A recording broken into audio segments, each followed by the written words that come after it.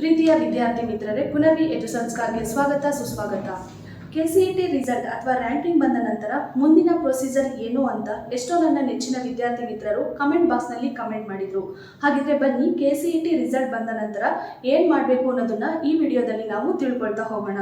ಅದಕ್ಕೂ ಮುಂಚೆ ನೀವಿನ್ನೂ ನಮ್ಮ ಚಾನಲನ್ನು ಸಬ್ಸ್ಕ್ರೈಬ್ ಮಾಡಿಲ್ಲ ಅಂತಂದರೆ ಸಬ್ಸ್ಕ್ರೈಬ್ ಮಾಡಿ, ಹೆಚ್ಚಿನ ಒಂದು ವಿಡಿಯೋಗಳಿಗಾಗಿ ಪಕ್ಕದಲ್ಲೇ ಕಾಣುವಂತಹ ಬೆಲ್ ಐಕನ್ನ ಕ್ಲಿಕ್ ಮಾಡಿ. ಹಾಗಿದ್ರೆ ಬನ್ನಿ ವಿದ್ಯಾರ್ಥಿ ಮಿತ್ರರೇ, ವಿಷಯವನ್ನು ತಿಳ್ಕೊಳ್ತಾ ಹೋಗೋಣ.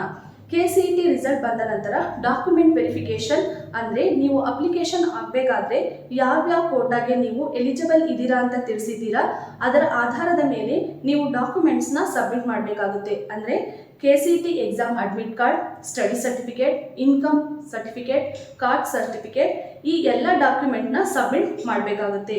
ಈ ಡಾಕ್ಯುಮೆಂಟ್ಸ್ನ ವೆರಿಫಿಕೇಶನ್ ಸೆಂಟರ್ನಲ್ಲಿ ವೆರಿಫೈ ಮಾಡಲಾಗುತ್ತೆ. ಅಂತಂದರೆ ಪ್ರತಿ ಜಿಲ್ಲೆಯಲ್ಲಿ ಈ ಮೊದಲೇ ನಿಮಗೆ ತಿಳಿಸಿರ್ತಾರೆ ಡಾಕ್ಯುಮೆಂಟ್ ವೆರಿಫಿಕೇಶನ್ ಸೆಂಟ್ರು ಯಾವುದು ಅಂತ. ಅಲ್ಲಿ ನಿಮ್ಮ ರ್ಯಾಂಕಿಂಗ್ನ ಪ್ರಕಾರ ನಿಮಗೆ ತಿಳಿಸಿರುವಂತಹ ದಿನಾಂಕದಲ್ಲಿ ಡಾಕ್ಯುಮೆಂಟ್ ತಗೊಂಡು ಹೋಗಬೇಕಾಗುತ್ತೆ. ಅಲ್ಲಿ ನಿಮ್ಮ ಡಾಕ್ಯುಮೆಂಟ್ಸ್ ಚೆಕ್ ಮಾಡಿ ಡಾಕ್ಯುಮೆಂಟ್ ವೆರಿಫಿಕೇಶನ್ ಸ್ಲಿಪ್ನ ನಿಮಗೆ ಕೊಡ್ತಾ ಹೋಗ್ತಾರೆ. ನಂತರ ಕೌನ್ಸಿಲಿಂಗ್ ಸ್ಟಾರ್ಟ್ ಆಗುತ್ತೆ. ಅಲ್ಲಿ ಆಪ್ಷನ್ ಎಂಟ್ರಿ ಮಾಡ್ತೀರಾ. ನಂತರ ಫಸ್ಟ್ ರೌಂಡ್, ಸೆಕೆಂಡ್ ರೌಂಡ್ ನಡೆಯುತ್ತೆ. ಅದಾದಮೇಲೆ ಸೆಕೆಂಡ್ ಎಕ್ಸೈಟರಿ ರೌಂಡ್ ನಡೆಯುತ್ತೆ.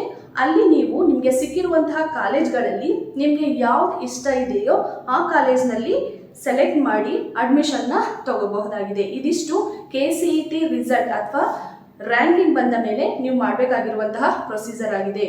ವಿಡಿಯೋವನ್ನು ಪೂರ್ತಿಯಾಗಿ ನೋಡಿದ್ದಕ್ಕಾಗಿ ಧನ್ಯವಾದಗಳು.